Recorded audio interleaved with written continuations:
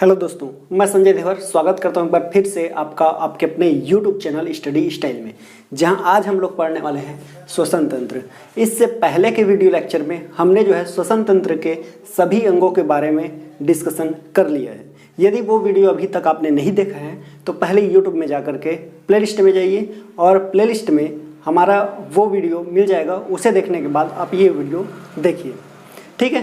क्योंकि आज इस वीडियो लेक्चर में हम केवल इससे होने वाले समस्त प्रक्रियाएं, ठीक है, कौन कौन सी श्वसन प्रक्रिया है, इसका डिस्कशन आज के इस वीडियो लेक्चर में करने वाले हैं। ठीक है दोस्तों, तो चलिए आगे बढ़ते हैं। तो सबसे पहले हम लोग देखते हैं कि श्वसन तंत्र यानी कि श्वसन क्या है।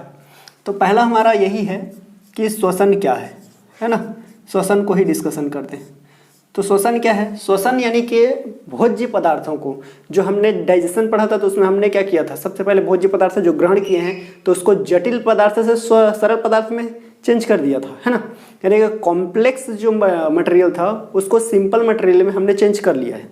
अब उसी सिंपल मटेरियल्स को क्या करना है, जो सरल पदार्थ है उसको ऑक्सीकरण कराना है और ऑक्सीकरण करके एनर्जी जनरेट करना है, मतलब ऊर्जा का उत्पादन करना है। और यही हमारा क्या कहलाता है, श्वसन कहलाता है। ठीक है, तो सिंपल सा क्या हो गया, भोज्य पदार्थ जो होगा हमारे पास, है ना, भोज्य पदार्थ का ऑक्सीकरण करके, ऑक्सीकरण, है ना, ऑक्सीकरण मतलब विखंडन करना है, विघटित करना है, ठीक है। या आप कह सकते हो विघटन, तो विघटन भी कर सकते हो आप। ये तो क्या करना है, भोज्य पदार्थ का ऑक्सीकरण यानी कि विघटन करके क्या करना है, ऊर्जा, हमारी बॉडी में जो ऊर्जा जनरेट होती है ना, ऊर्जा, इसी का निर्माण करना, ऊर्जा का निर्माण करना, ठीक है, निर्माण करना, यही हमारा क्या कहलाता है, श्वसन कहलाता है। यह हमारा क्या हो जाता है, श्वसन कहलाता है। ठीक है दोस्तों, तो यह हो जाता है हमारा श्वसन। श्वसन क्या हो गया, फिर से देखिए, भोज्य पदार्थ जो है हमने ग्रहण किया है और उसका डाइजेशन कर लिया, यानी कि जटिल पदार्थ उसको सरल पदार्थ में बदल दिया। अब उन्हीं पदार्थों को क्या करना है, उन्हीं पदार्थों को अपने को क्या करना है, ऑक्सीकरण करना है, यानी कि उनका विघटन करना है और विघटन करके क्या करना है, ऊर्जा का निर्माण करना है। और यही हमारा क्या होगा, यही हमारा श्वसन होगा। इसको यदि हम लोग एक केमिकल रिएक्शन के थ्रू समझें तो जैसे कि आपको पता है हम लोगों ने क्या किया था, जितने भोज्य पदार्थ जो ग्रहण किए थे उन सभी को हमने कहीं ना कहीं ग्लूकोज, सुक्रोज, फ्रक्टोज इसी में तो चेंज किया था। तो उन्हीं पदार्थों का ग्लूकोज, ठीक है, C6H12O6, तो इसी को 6 अणु ले लेते हैं, 6 है ना, 6 अणु लेते हैं। और इसी तरह से इसका क्या करना है, ऑक्सीकरण करना है। तो ऑक्सीकरण ऑक्सीजन की मेहनत होगा नहीं, तो अपने को क्या लेना है, O2 लेना है। और इसके 6 अणु लिए हैं तो इसका भी 6 अणु हम लोगों को लेना है। अब इन दोनों का रिएक्शन कराना है, मतलब इनका ऑक्सीकरण कराना है और इसको विघटित कर देना है। तो आपको तो पता है हम लोगों ने ग्लूकोज तो ले रखा है, ऑक्सीजन हम लोग सांस लेते हैं तो हमारे अंदर बॉडी के अंदर जाता है। अब हम लोग छोड़ दें क्या चीज़ है, कार्बन डाइऑक्साइड, तो 6CO2 हम लोग छोड़ देते हैं, प्लस 6H2O छोड़ते हैं, प्लस हमारे पास जो बनता है क्या बनेगा, ऊर्जा बनती है। क्या बनती है, ऊर्जा बनती है, ठीक है।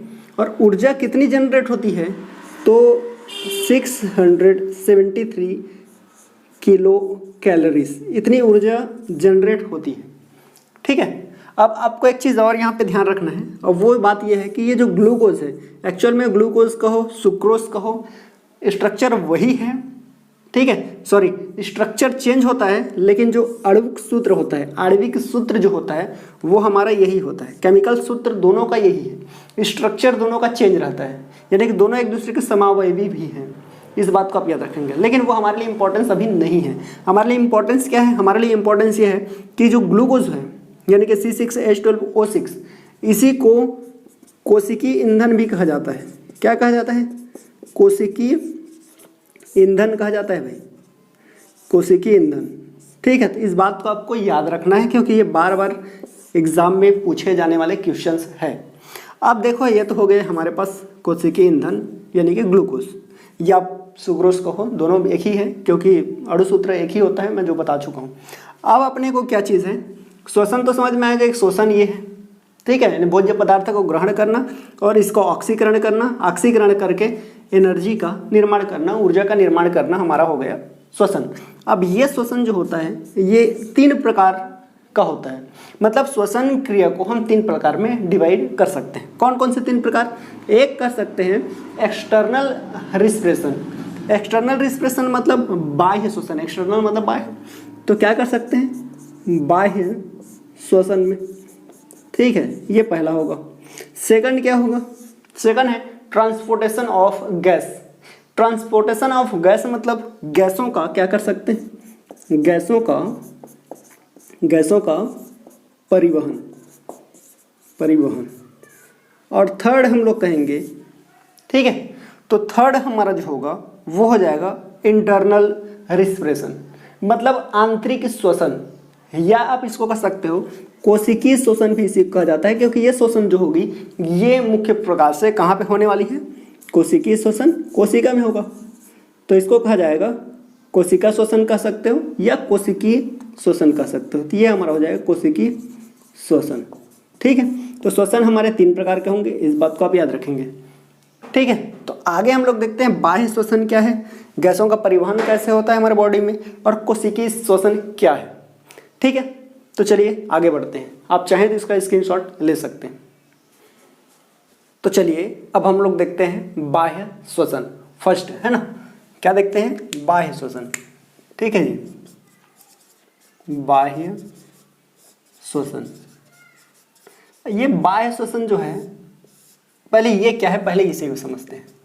बाह्य श्वसन यानी कि जीवधारी और वातावरण के बीच, यानी कि ये हमारा जो है जैसे कि ह्यूमन है, तो ह्यूमन हो गया और ये बाहर का वातावरण है, तो जीवधारी और बाह्य वातावरण से गैसों का आदान प्रदान, मतलब जीवधारी द्वारा गैस को लेना और गैस को ले करके उसे फिर से वातावरण में छोड़ देना, यानी कि केवल इन गैसों का हमारे फेफड़ों तक आना और फेफड़ों से फिर से वातावरण में आना, केवल ये फेफड़ों तक ही सीमित है, इसी को कहा जाता है बाह्य श्वसन, क्योंकि ये सिर्फ बाहरी अंगों तक ही सीमित है। हमारा ये जो फेफड़ा है, हमारे जो लंग्स है, इसमें हम लोग क्या करना है, वातावरण से गैस को अंदर लेना है, अंदर लेकर के फिर से उसको बाहर छोड़ देना है, यही हमारा क्या होगा, यही हमारा होगा बाह्य श्वसन।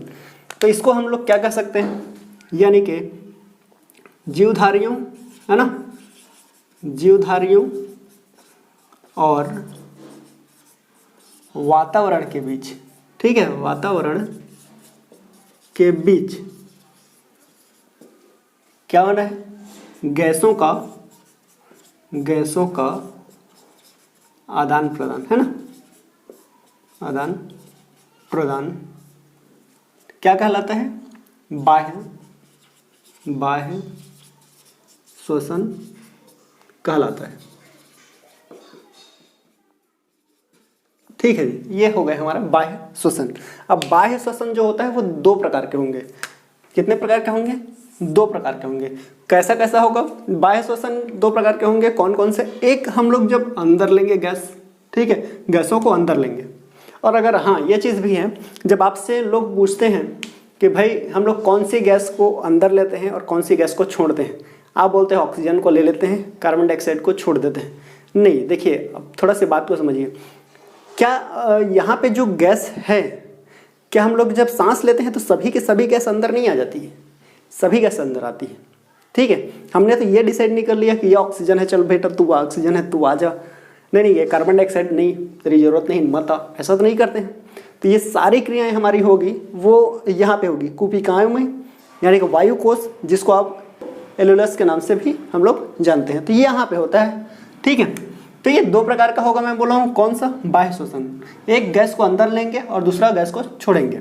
और ये कैसे होगा इसका डिस्कशन तो वैसे हमने पहले वीडियो लेक्चर में कर लिया है, फिर भी मैं आपको बता देना चाहता हूँ कि जब ये हमारा जो ये डायफ्राम है, यानी कि हमारा आधार, हिंदी में आधार कहते हैं, इंग्लिश में डायफ्राम कहते हैं, तो ये डायफ्राम जो है जब ये नीचे आता है, ये नीचे आता है, ये जैसे ही नीचे आता है तो हमारा जो लंग्स है, फेफड़ा है, इसका आयतन जो है वो क्या हो जाता है? बढ़ जाता है। और जब इसका आयतन बढ़ता है, फेफड़े का आयतन जब बढ़ जाएगा तो क्या होता है?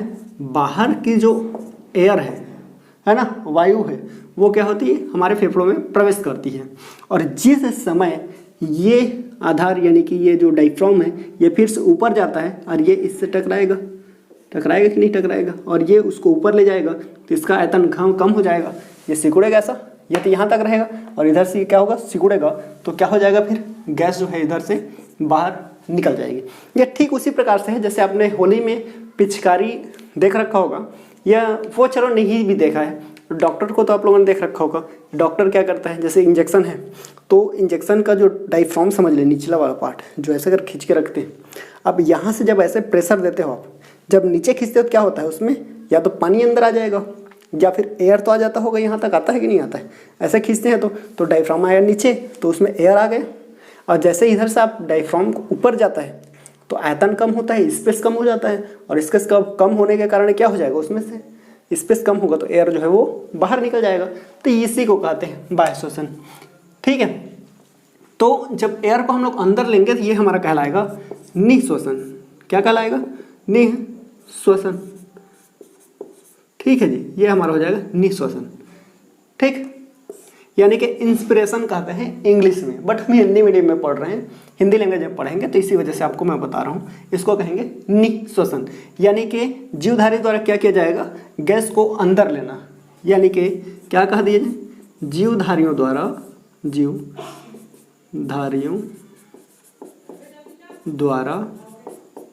ठीक है गैसों को अंदर लेना। ठीक है, अंदर लेना क्या कहलाता है, निःश्वसन कहलाता है, निःश्वसन। ठीक, अब देखिए, अब मैंने ये चीज़ कहा कि अपने को तो नहीं पता होता है कौन सी गैस को अंदर लेना है कौन से को छोड़ना है, पहचाने थोड़ी हो कि भाई ऑक्सीजन है चला जाए बेटा, ऐसा तो नहीं करते हैं ना, सारे गैस हमारे अंदर आती हैं। तो कौन कौन सी गैसें अंदर आती है, देखिए सबसे पहले हमारे वायुमंडल में नाइट्रोजन है, कितना परसेंट है भाई, तो ये हमारा होता है 78%। ठीक है, ये मैं यहाँ पे लिखता हूँ, ये निःश्वसन का लिख दिया मैं। ठीक है, चलो यहाँ लिख दे रहा हूँ, ये निःश्वसन का है ना, निःश्वसन यानी कि जब हम लोग अंदर ले रहे हैं तब की बात है। तो श्वसन जब अंदर लेते हैं तो क्या होता है, 78% हम लोग ले देते हैं नाइट्रोजन को। कितना, 78, क्योंकि वातावरण में ही 78% है, तो लेंगे अंदर तो कितना परसेंट जाएगा, 78% ही। और इसी तरह से कितना, 21% हमारे बॉडी के अंदर, हमारे जो लंग्स के अंदर जो है वो जाता है ऑक्सीजन, O2। ठीक है, ऑक्सीजन जाता है। और वहीं पे बात करें तो 0.03% हम लोग लेते हैं कार्बन डाइऑक्साइड को। ठीक है, और जो है 0.5% हम लोग लेते हैं जल वाष्प यानी कि वेपर्स को। कितना परसेंट, 0.5% ये जल वाष्प होता है, जल वाष्प होता है। ठीक, क्योंकि देखिए ये एग्जाम में पूछा जाता है भाई, इसलिए मैं स्पेशली इस चीज़ को आपको बता रहा हूँ। ठीक है, और ये चीज़ है, अगर वीडियो आप कंप्लीट देखते हो तो आपका इस टॉपिक से कोई भी क्वेश्चन नहीं छूटने वाला है। ठीक है, तो ध्यान से देखिए। तो ये हो गया हमारा निःश्वसन, आगे समझ में। निःश्वसन में हम लोग गैसों को इतने परसेंटेज में अपने को अंदर लेना है, इतने परसेंट में हम लोग गैस को अंदर लेते हैं। ठीक है, अब देखिए ये तो हो गया निःश्वसन, मतलब गैस को अंदर ले लिए। अब अंदर लेने के बाद अब बाहर भी तो छोड़ना है, अंदर तो स्टोर करके नहीं रख सकते ना, तो उसको बाहर छोड़ना पड़ता है। तो जब हम लोग बाहर छोड़ते हैं तो उसको कहते हैं उच्छ्वास, उच्छ्वास या एक्सहेलेशन कहते हैं इंग्लिश में। ठीक है, तो उच्छ्वास क्या है, मतलब सिंपल सा है, ये गैस को अंदर लेना था, इसमें क्या होगा, गैसों को बाहर छोड़ना।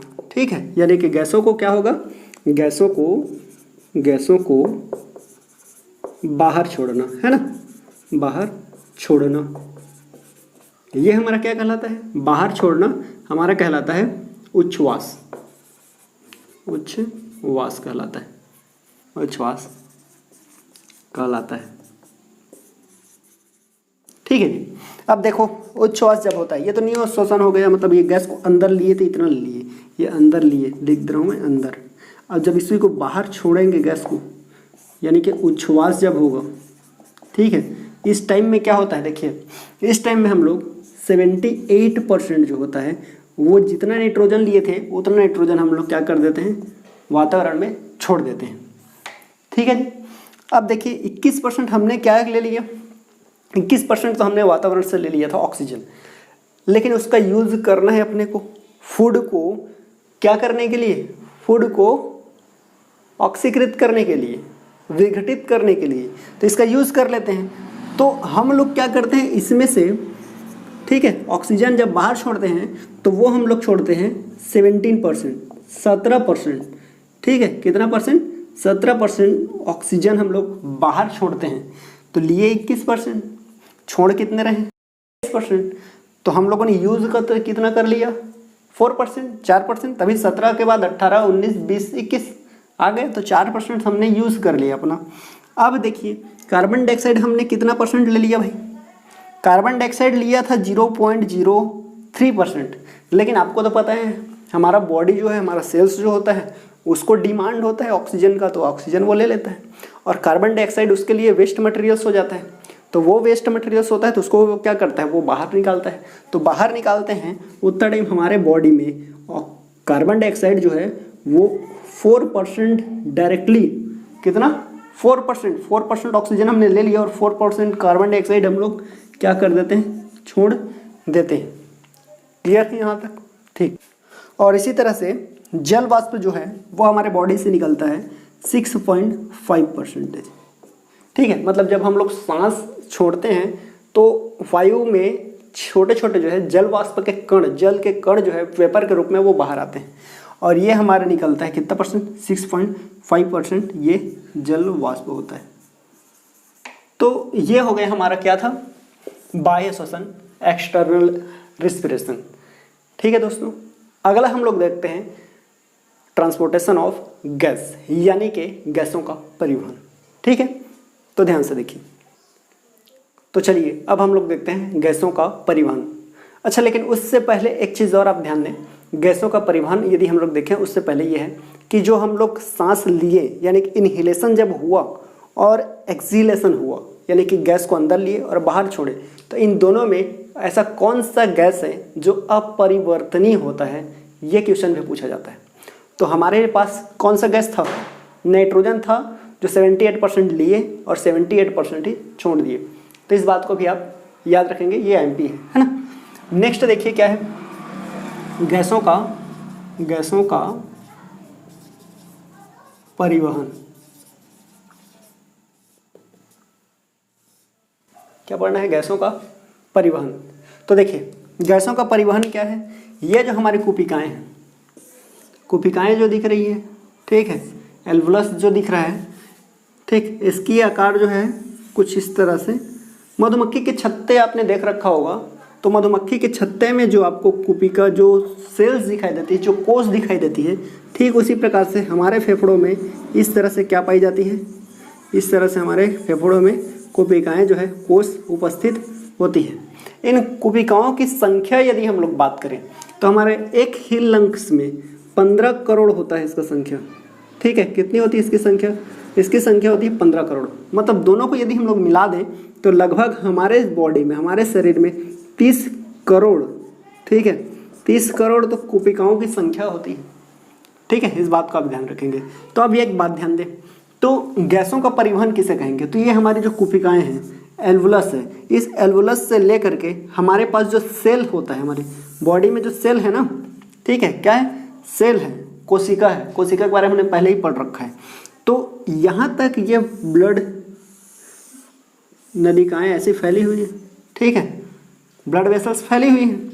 अब ये ब्लड वेसल्स जो है यहाँ तक है, और इसके बाद इधर आकर के ये छोटी छोटी महीन कैपिलरीज में ये डिवाइड हो जाती है, कैपिलरीज में, ठीक है, यानी कि रक्त केशिकाओं में ये क्या हो जाती है, इस तरह से ये बढ़ जाती है छोटी छोटी, और यहाँ तक ये रहता है। मैंने पहले वीडियो में आपको 3D माध्यम से बहुत ही अच्छे तरीके से समझा रखा है, वो वीडियो आप जरूर देखिएगा, ठीक है। तो ये है। अब देखो गैसों का, यानी कि ऑक्सीजन का हमारे फेफड़ों से, ऑक्सीजन का फेफड़ों से, फेफड़ों में उपस्थित है हमारी क्या है, ये वायु कोश है, वायु कोश। तो फेफड़ों में उपस्थित वायु कोश से कोशिकाओं तक, कहाँ तक, कोशिकाओं तक, और कोशिका से कार्बन डाइऑक्साइड का, ठीक है, कहाँ तक, फेफड़ों तक, फिर समझिए, ऑक्सीजन का फेफड़ों से कोशिकाओं तक और कार्बन डाइऑक्साइड का कोशिका से वायु कोश यानी कि फेफड़ों तक पहुंचना, यही परिवहन कहलाता है। और ये होता है हमारा ब्लड वेसल्स और ब्लड वेसल्स और ब्लड कैपिलरीज के माध्यम से। साथ में इसमें मुख्य भूमिका जो है वो निभाती है हमारी कौन, ब्लड कार्पल्स भी। ठीक है, तो फिलहाल आगे हम लोग देखते हैं, इसको अच्छे से समझते हैं। तो गैसों का परिवहन क्या समझ में आ गया, कार्बन डाइऑक्साइड का जो है कोशिका से फेफड़ों तक पहुंचना और ऑक्सीजन का वहां से कोशिका तक आना। ठीक है, ये है। तो अब एक्चुअल में होता है क्या, देखो जैसे ही हमारे पास जो यहाँ पे हमने ले रखा, तो वायु तो हमारे फेफड़ों में क्या है, इस फेफड़ों में जैसे सांस लेंगे तो फेफड़ों में तो सारे के सारे वायु आ जाएंगे। और यहाँ पे उपस्थित क्या क्या रहेगा जी, यहाँ पे हमारे पास उपस्थित रहेगा O2 उपस्थित भी होगा और साथ में कार्बन डाइऑक्साइड भी उपस्थित होगा। और हमने ये चीज़ देख रखा है कि कार्बन डाइऑक्साइड तो इधर से भी आया होगा, यहाँ पे भी कार्बन डाइऑक्साइड है, लेकिन यहाँ पे कार्बन डाइऑक्साइड जो हम लोगों को छोड़ने वाले हैं उसका आयतन कितना होता है, उसकी सांद्रता, उसकी मात्रा कितनी होती है, ये होता है 4%। और जबकि यहाँ कार्बन डाइऑक्साइड कितना है, यहाँ जो है कार्बन डाइऑक्साइड वो तो केवल और केवल 0.03% है। तो सांद्रता किधर कम है, इधर कम है। और गैसों का विसरण कैसे होता है, गैसों का विसरण सदैव क्या होता है, अधिक सांद्रता से कम सांद्रता की ओर होती है। तब मुझे एक बात बताओ, अधिक सांद्रता किधर है, फेफड़ों में है कि वॉल में है, हमारा ये जो दिख रहा है ना ब्लड वॉल, ठीक है, ब्लड वेसल्स, इसमें है क्या, नहीं, इसमें तो 4% है, ज़्यादा है। तो इसीलिए ये क्या करते हैं, ये विसरण कर जाते हैं हमारे कुपिकाओं में। जबकि अब एक बात बताओ, O2 यहाँ आएगा, O2 यहाँ आ रहा है, तो O2 की सांद्रता इधर कम है, इधर कम है, हमारे अंदर में क्या है, कम है। जबकि यहाँ कितनी है, इधर ज़्यादा है। इधर हमने ले रखा है 21%, अभी तो बात किया ना मैं, 21% क्या है हमारा, यहाँ पे ऑक्सीजन है, जबकि यहाँ कितना है, 70% है। तो क्या होगा, अधिक सांद्रता से कम सांद्रता, यानी कि ऑक्सीजन हमारा कहाँ पे विसरण कर जाएगा, हमारे रक्त नलिकाओं में विसरण कर जाएगा। और रक्त नलिका में हमारे पास, आपको मैंने ब्लड पढ़ाया था, उस टाइम में सिखाया था कि हमारे ब्लड में 3 तरह के कार्पल्स पाए जाते हैं, 3 प्रकार की कणिकाएँ पाई जाती हैं। उनमें से एक होता है Hb, हीमोग्लोबिन, और ये हीमोग्लोबिन उपस्थित होता है आरबीसी में। ठीक है, आरबीसी में हीमोग्लोबिन होता है, और इसी हीमोग्लोबिन में आपका लौह तत्व भी पाया जाता है, आयरन। ठीक है, तो ये क्या करता है, ये जैसे ही यहाँ से विसरण होता है ऑक्सीजन, तो ये उसके साथ जुड़ जाता है और ये ऑक्सी हीमोग्लोबिन बना लेता है। अस्थायी ऑक्सी हीमोग्लोबिन बनाता है, स्थायी नहीं बनाता है। और ये ब्लड के माध्यम से, मतलब Hb जो है, ठीक है, अब HBO बन गया है अस्थायी रूप से, ये पहुँच जाता है कहाँ पे, ये पहुँचता है हमारे सेल्स में, यहाँ से बहते हुए आता है और ये पहुँच जाता है हमारे सेल्स में। और सेल्स में पहुँचने के बाद क्या होता है, सेल्स में पहुँचने के बाद ये ऑक्सीजन और हीमोग्लोबिन दोनों अलग हो जाते हैं, क्योंकि दोनों क्या थे, अस्थायी थे। और ये ऑक्सीजन को ये क्या करता है, कोशिका में छोड़ देता है, और कोशिका में छोड़ देता है, और कोशिका में छोड़ देने के बाद यहाँ से कार्बन डाइऑक्साइड को जो है हमारा ब्लड रिसीव करता है और उसको ले जा करके फिर फेफड़ों तक छोड़ देता है। और इस तरह से हमारे जो है रक्त नलिका में, इस तरह से हमारे रक्त नलिका में क्या होता है, गैसों का परिवहन चलते रहता है। ठीक है, तो ये था हमारे गैसों का परिवहन। तो चलिए अब हम लोग देखते हैं आंतरिक श्वसन, यानी कि इंटरनल रिस्पिरेशन। ठीक है, क्या देखेंगे, आंतरिक श्वसन। ठीक है, आंतरिक श्वसन, आंतरिक श्वसन यानी कि इंटरनल रिस्पिरेशन। ठीक है, और ये जो होता है ये हमारी कोशिकाओं में होता है। कोशिका में क्या होगा, यही कोशिका में जो हम लोगों ने क्या कर रखा था इतने टाइम से पहले, डाइजेस्ट करके जो हमने ग्लूकोज, सुक्रोज, फ्रक्टोज जो ले रखा है ना, उसको हमने तो कोशिका में सेंड कर दिया था, डाइजेशन टाइम में किया था ना, तो वो पहुंच गया है कोशिका में। और उसी का हम लोगों को क्या करना है, क्या करना है, विघटन करना है। तो विघटन जब उसी का करना है, उसी का ऑक्सीकरण करना है, तो ये कहाँ पे होगा, ये होता है आंतरिक श्वसन, यानी कि कोशिकाओं में होता है, यहाँ पे नहीं होता है, लंग्स में नहीं होगा, ये सेल्स में होगा। आपके बॉडी के पार्ट्स, हर एक पार्ट्स में होगा, हर एक छोटी छोटी सेल्स जो हैं उनमें होगा। ठीक है, तो ये कोशिकाओं में होता है, इसी वजह से इसको कोशिकीय श्वसन भी कहा जाता है, इस बात को याद रखना। यह प्रक्रम, ठीक है, प्रक्रम कहाँ होगा? यह प्रक्रम कोशिकाओं में होता है, कोशिकाओं में होता है, ठीक है। और इसीलिए इसे कोशिकीय श्वसन भी कहते हैं। क्या कहते हैं इसको? कोशिकीय श्वसन। तो इसको कोशिकीय श्वसन भी कहते हैं, कोशिकीय श्वसन कहते हैं, लिख दे रहा हूँ मैं, ठीक है। तो इसी वजह से इसको क्या कहते हैं? कोशिकीय श्वसन भी कहते हैं। ये भी 2 प्रकार के होते हैं, ठीक है। मैं यहाँ पे लिख रहा हूँ, ये कितने प्रकार के होंगे?